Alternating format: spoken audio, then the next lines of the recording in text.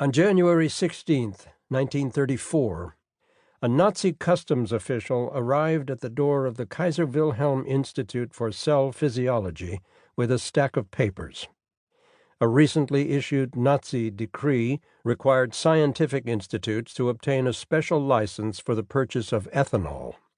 The Institute for Cell Physiology had sent in its application 6 days earlier, but had failed to return all of the necessary documents.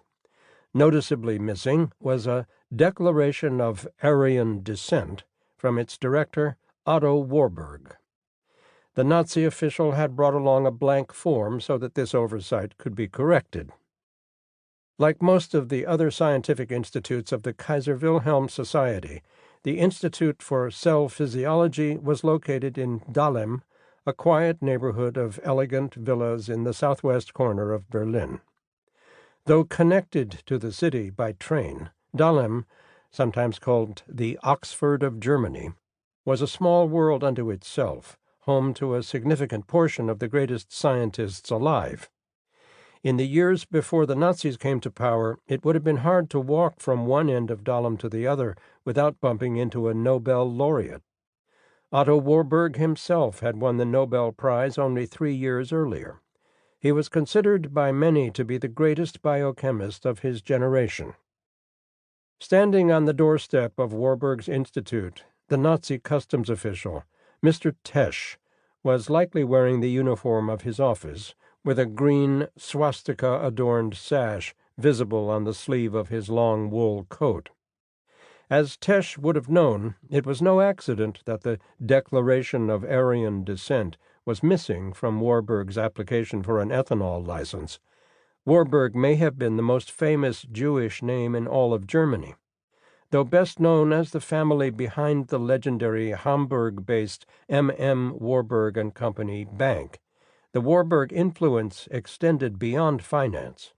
Members of the family were leading scholars, artists, and philanthropists, a veritable German-Jewish aristocracy in a country that, long before Hitler, had severely restricted the place of Jews in public life.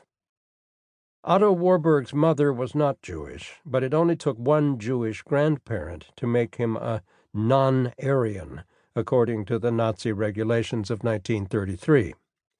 Warburg had 2 Jewish grandparents, and his famous Warburg cousins in finance were frequent targets of Nazi propaganda, the very symbols of Jewish capitalist greed.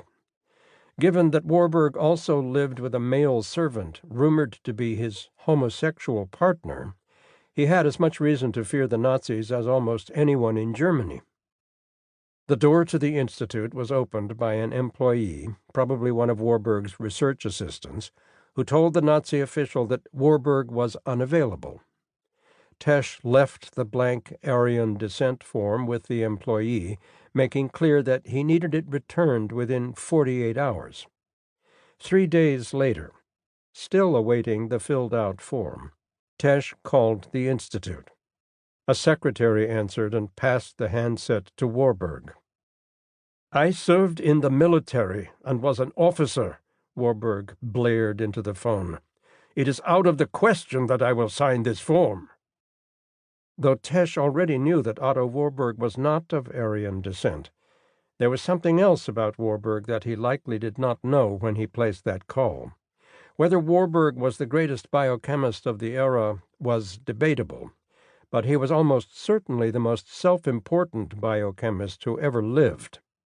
As a colleague put it, measuring arrogance on a scale from 1 to 10, Warburg rated 20.